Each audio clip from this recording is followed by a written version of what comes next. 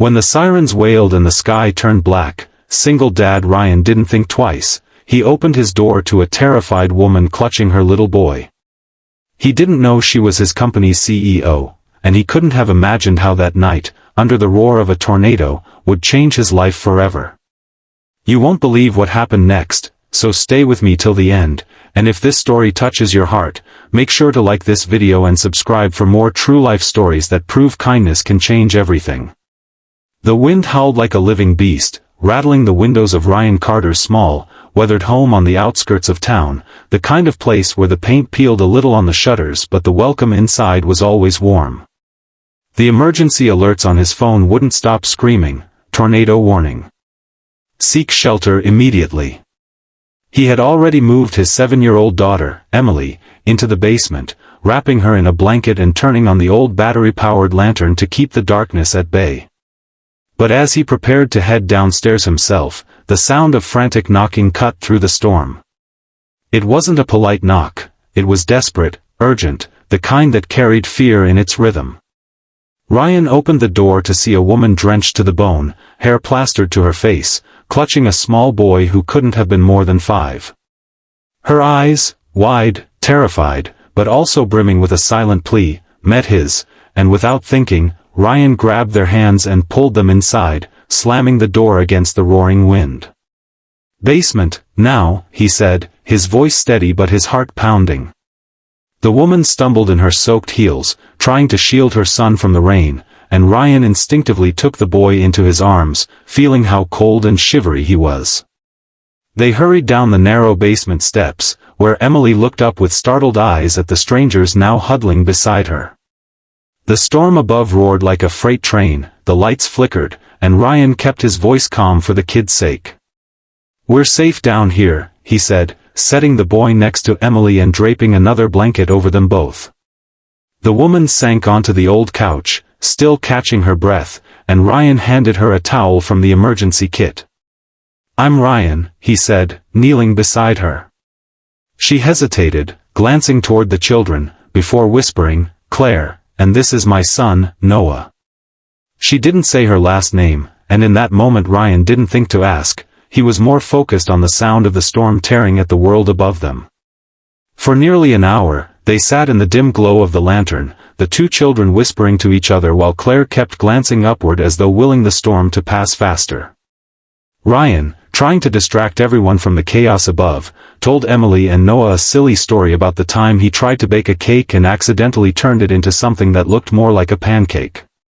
Emily giggled, Noah smiled shyly, and for just a moment, the fear loosened its grip. Then came the deafening crash from above, wood splintering, glass shattering. Claire flinched, Ryan's stomach knotted, but he forced himself to keep his tone steady. "That's just the roof protesting. It'll hold," he lied. When the storm finally eased into a distant rumble, Ryan crept upstairs to check the damage. The living room window was gone, the front porch half ripped away, and branches littered the floor like the aftermath of some giant's rampage. But they were alive, and that was all that mattered. He returned to the basement and said, "It's over for now. You can come up." Claire stood, smoothing her damp skirt, and helped Noah up the stairs. When they emerged, she took in the damage with a look that was part shock, part guilt, as if she felt responsible for showing up on his doorstep. I was driving home from a meeting when the sirens started," she said quietly. "The road ahead was blocked by debris, and your porch light was the only one I saw." Ryan gave a small shrug. "You did the right thing." He made them hot chocolate from the emergency stash, the kind with little marshmallows that always made Emily happy. Noah's eyes lit up as he sipped, and Claire, now less drenched and more composed, watched her son with a quiet tenderness. Ryan noticed her hands. They weren't the kind you'd expect from someone who worked outdoors. Her nails were manicured, her watch sleek and expensive looking.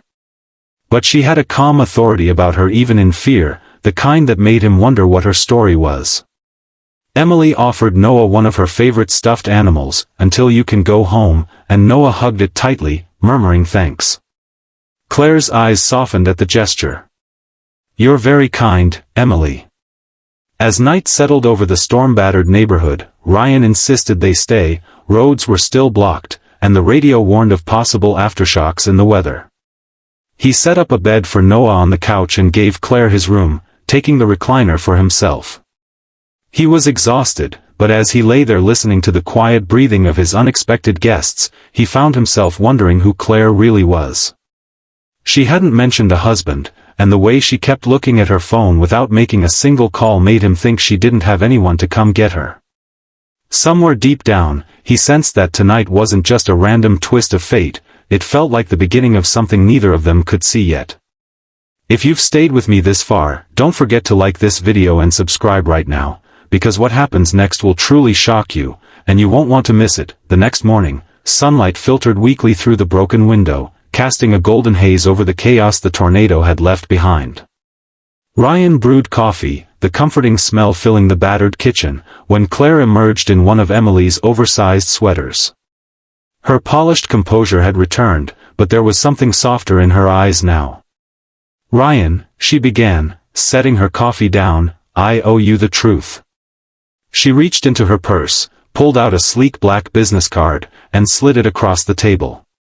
The embossed letters made Ryan blink. Claire Whitmore, CEO, Whitmore Industries, the very company where he had applied for a warehouse supervisor job last week. His stomach flipped. "Wait, you're my..." She nodded before he could finish. "I didn't say anything last night because titles didn't matter in that basement. You saved my son's life, and mine. I'll never forget that." Ryan didn't know what to say. He had walked into this night as just a struggling single dad, wondering how to make ends meet, and now the woman he'd sheltered was one of the most powerful figures in the city. Claire smiled faintly. "The position you applied for, it's yours. But more than that. I'd like you to consider working directly with me. People like you, selfless, steady, are rare." Emily ran in, laughing with Noah, their storm-born friendship already taking root, and in that moment Ryan realized life had shifted in ways bigger than a job offer. Sometimes the storm that tears through your world doesn't just destroy, it clears the path for something entirely new. And that's exactly what this night had done for all of them. If this story touched your heart, hit that like button and subscribe, because acts of kindness like this can change lives, and you never know when your moment will come.